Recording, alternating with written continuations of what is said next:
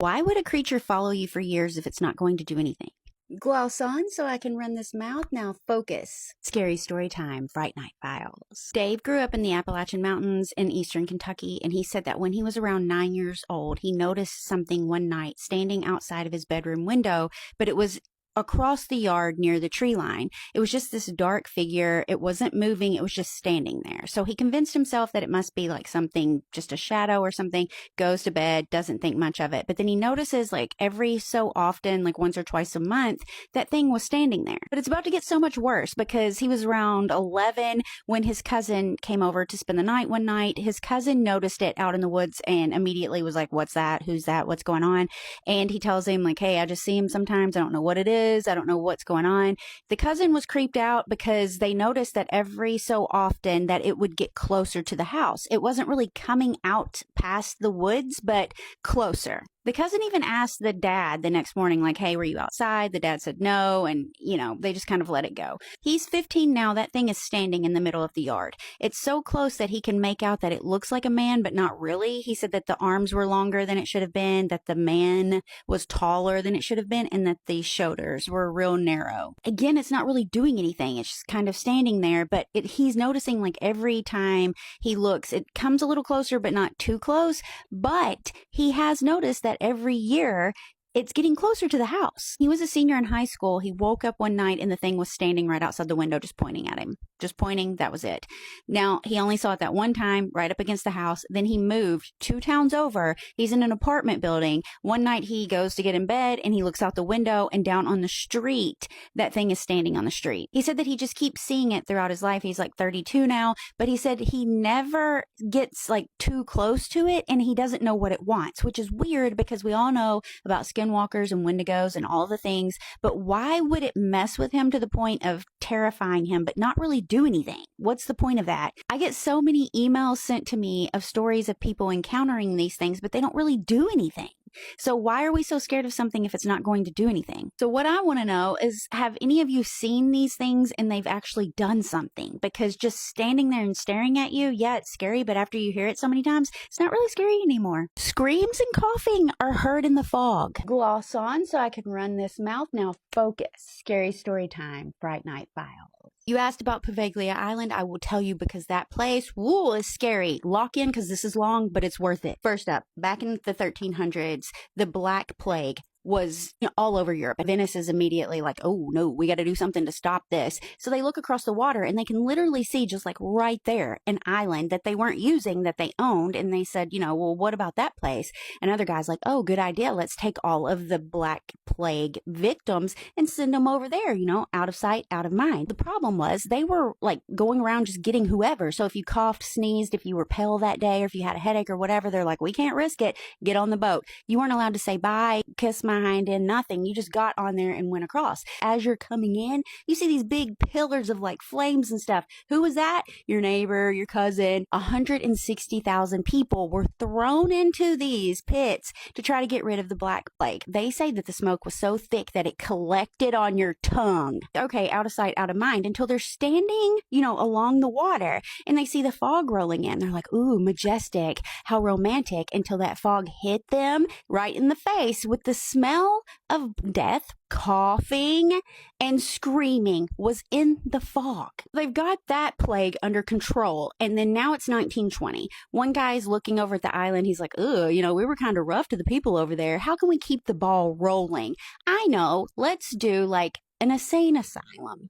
Out of sight, out of mind, the whole thing." We know how they did people. They would just put whoever was a burden or a problem or whatever. So if you were a wife that ran your mouth or like to read or whatever, all the things I do, I would have been thrown on that boat. Your husband comes home from work one day. He's like, "Hey, where's my spaghetti?" And you're like, "Oh, sorry, honey. This book's really good. I was just like really like deep in this book." He'd have been like, "We don't read in this house, Miss Ma'am. You didn't cook for me. Go get in the boat. You're going for a little ride." So they get over there immediately. Those patients, which are people that really probably shouldn't have even been there, start hearing screams and crying. Yeah, because 160,000 people died there during the Black Plague, and then they buried them all there. So many so that the dirt just became human remains, by the way. Yuck. All the big burly orderlies that worked there did not believe anyone that was saying like, hey, I can hear a ghost coughing in the corner of my room. They were like, you're just an emotional woman, zip it. Let me introduce you to Dr. Lazaro. Now, from what I've read and what I've been told, they don't really even know what his name was anymore. They just know he was a doctor that was unhinged, and he liked to do lobotomies, and he liked to do them with rusty tools. That was like his thing, to push the body as far as you possibly could before it would just, completely just shut down. And while all of this is going on, the orderlies and the nurses start hearing crying and stuff. And they're like, hey, do you hear that? He's like, yeah, I hear that too. There's no one out there. Then they realize like, oh, maybe this place is haunted. All of the time that this is happening, Dr. Lazaro's just getting worse and worse until one night, everything goes quiet. All the patients are quiet. It's like this really strange quiet. And then they hear the bell tower go off. They go out there to see what's going on, and they see lab coat flapping in the wind. He's up on the top of it, walking around, muttering something. Next thing you know, so the first nurse that gets to him, she faints. Now, she's been seeing rusty tooled lobotomies about all day, every day, but the look on his face, the terror on his face, stretched mouth, eyes wide, lying on the rocks, made her faint. And then they were like, man, maybe it's time to wrap this up. Let's not have this here anymore. If the fog halitosis wasn't enough, they started noticing that when they were on boats and they were fishing, they were pulling in body parts, but that kind of like freaked them out. Then they drive past the dock and they see what looks like a bird/Batman. You see a black cape flapping in the wind, and then they realize it's a plague doctor. Now the government's like, hey, maybe we shouldn't go over there. So no one goes over there, and you still hear the bell ringing even though the tower's there, but the bell's not. Yeah, you can go if you get permission, but why would you want to? But yeah, that's Pavaglia Island. Bigfoot, portals, and blurry images all go hand in hand, and there are 8 people in Ohio that can vouch for it. Lip combo on so I can run this mouth. Now focus. Scary story time, Fright Night Files. So Bigfoot is really popular right now, and people are pretty stoked about it. So let me tell you what's happening, because I have been down this rabbit hole all morning. Northeast Ohio, there's this woodsy area, specifically in Portage County. There's these towns called Manaway and Garrettsville. So between March 6th and March 10th, the Bigfoot Society podcast received 8 separate sightings of Bigfoot in that area, all seen in the same wooded area. Now, this is called a flap, if you didn't know. In cryptozoology, that's what the name of a group of sightings of Bigfoot is. Apparently, this is the biggest flap since 1970. My favorite sighting was by a mother and daughter on Route 303. They're driving, minding their own business, when all of a sudden they are within 3 feet of what they describe as a Bigfoot, that he was 6.5 feet tall, brown figure. He had a stilt gait, and get this, a blurred face, which is important. Then you've got other witnesses describing seeing large human-shaped figures moving through the trees. They're described as being very fast, but when they turn, they don't turn by their neck, they turn their whole shoulders, which was interesting. But the cool and strange part is everyone's kind of reporting seeing different ones, like different sizes, different shapes, different colors, like brown, black. They're always kind of grouped together, and then they just disappear. The thing is they seem to be moving, because they started out in Portage County and they're tracking southeast towards Trumbull County. So whatever this is, it's definitely on the move. Here's the thing. If Bigfoot is this undiscovered animal living in the woods, why can't we find him? There's trail cams everywhere. We have drones, thermal imaging. There are people actively looking for him, but they can't find anything that says like, oh, he was here. No home, no bones, no anything like that. So then you've got these researchers, and they're not just like internet people trying to piece things together. They're cryptozoologists, and they have a theory about him and portals. They think he's not from here at all. They think he's from some other dimension, and he just hops in and out, and the portals are in different places, and then they shift and then reopen at different points in time, which would explain why all of them were seen in the 70s and then not seen again until recently. Okay, now the blurred part, right? Everyone's big joke is, why can't we have a clear picture of Bigfoot? There's all of these cameras taking photos of Bigfoot, but they're always blurred. It always looks like it was taken on a cell phone from like the early 90s or something. But here's the thing. They said that when you're like going through these portals and stuff, you blur in and out. So you're not completely there yet. So they think that when people are getting these images of Bigfoot, it's because he's not completely through the portal yet, which kind of makes sense. I mean, think about it. if that portal thing is real, then the blurry photos checks out. So has Bigfoot really been seen in Ohio? I don't know.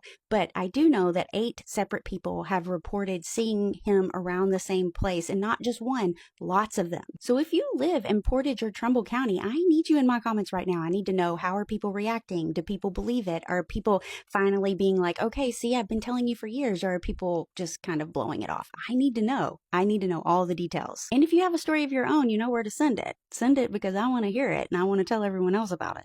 You know I love me some good cryptic gossip. So spill it. What do you mean it was looking at them and then they all lip gloss on so I can run this mouth? Now focus. Scary story time. Fright Night Files. So I get this email from this girl named Kelsey from Eastern Kentucky, and it is so weird. All right, listen. So she was best friends with her papa. He was 79. He recently passed away 4 months ago, but around 8 months ago, he called her and asked her to come over and go through all of the family photos, because a lot of them didn't have like names written on the back. So he wanted like later generations to know who was who.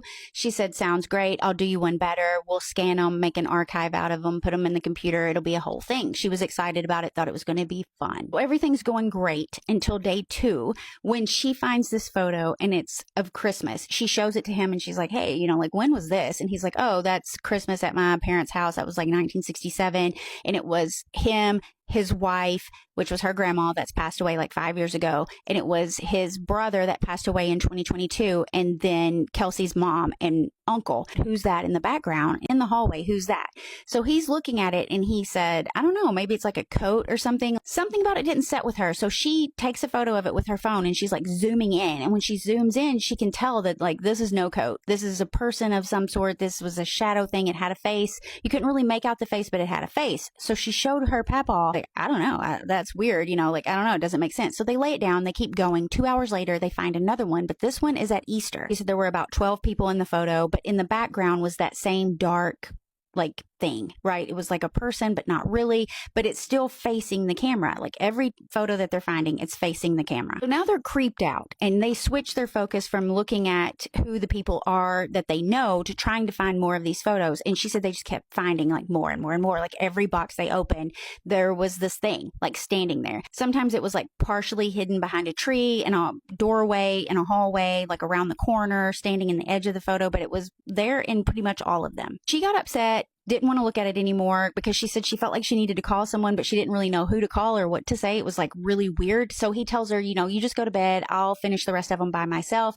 He ends up staying awake the entire night. The next morning, she comes in for like coffee and he tells her, hey, sit down. I want to show you something. He had organized them all to where you could see this thing that was standing in the background that would be facing the camera, and then it would shift its gaze to like a particular person and get closer to them until that person died. And then it would go on to the next one. You guessed it. Yep. That thing was staring at him now in all of the recent photos. He told her he wasn't scared to die. That's not what he was worried about, that he was like ready for it, but that he was worried that it would shift its gaze to someone else after he died. Well, they put the photos up. They tried not to think about it. And like I said, you know, he passed 4 months ago. So right after the funeral, she told her mom, hey, this is what happened. This is what we found. So the mom immediately wants to see the photos, right? So she goes to get the photos out, and guess what? That thing is gone. It's not in any of the photos anymore. It's not in any of the ones that she had uploaded to her computer. And so she's like digging, looking for the exact ones that she knew for a fact it was in, like that Christmas one and that Easter one. Gone. Her mom thinks she made it all up, and the only one that saw it was her papa, and he is passed away now. But she said she knows for a fact that she saw that. She didn't dream that up. That was a conversation they had.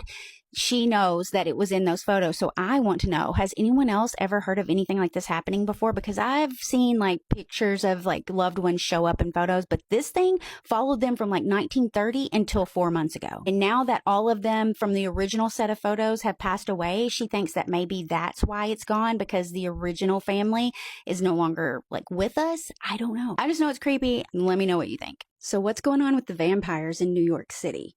Lip stain on so I can run this mouth. Now focus. Scary story time. Fright Night Files. I got this email from this guy named, we'll call him Zach. He works in Upper Manhattan at this 24-hour pharmacy, and he said that over the last month, he's noticed something really strange going on. So it started off with this man that would come in like 3 or 4 times a week about a month ago, and always between 2 and 3 a.m., he would buy glucose tablets, you know, for diabetics that you can get over the counter, a protein bar, and a bottle of water. And then he said that he noticed that he was like avoiding the fluorescent lighting. Not that he like was tired or something, he didn't want it in his eyes, like he was trying to avoid it. And he would go and stand in the back part of the pharmacy by this cooler that's like burnout. He said he didn't really think much of it at first because it is New York City and you get all different kinds of people there, which is like the perk of it being New York City. You never know what you're going to see or what you're going to get. So he just kind of blew it off. Well, about 2 weeks after he initially saw the guy, this woman came in. She had like a gray like color undertone to her skin. She bought 6 large bottles of iron supplements and didn't make eye contact with him at all. She just kind of bought them and then turned to leave. And as she was leaving, she made eye contact with the guy in the corner by the cooler, and they both just kind of like nodded at each other. Then in a week span, he noticed 4 different people that came in that resembled that woman. They all had the grayish undertone. They all either bought glucose tablets or iron supplements. 3 days ago, he had to go out in the middle of his shift and take some stuff to the dumpster. When he goes out to the dumpster, he sees that one guy that came in all the time sitting between 2 of the 5 that had came in with the grayish undertone. He said they weren't doing anything like dangerous or doing anything really that looked like they weren't supposed to be doing anything. But the guy, the original guy, was sitting in the middle, and he said the only way to describe it is he looked drained, like completely gone of color, but he was awake, and he made eye contact with him. So he didn't really know what they were doing. He didn't want to get involved, so he said he just went back inside. He didn't call the authorities or anything like that because he said, what was I supposed to tell them, that it was just people hanging out near the dumpster? 2 nights ago, the original woman came back in. She came up to the counter where he was working. He was the only one in there, and she just locked eyes with him and just said, don't. And he said she had cat eyes, like slits, like what people say mine look like. He asked her, don't what? And she just said, don't, and turned around and left. So he looked up some stuff about vampires on the internet, as one would do, because he was kind of, wigging out a little bit. And he said that he found that in Europe, when original like vampire lore all started, that they wouldn't just right away, that they would drain you for a while before they would move on. So is this what they're doing? Like, why were they buying all of those iron and glucose and all of those things? Like, what's going on? If you're in New York, have you noticed anything like that? Any grayish toned people in the middle of the night? Never heard about vampires in New York City before. So is this a new thing? Has this always been there? Let me know what you think and what you know.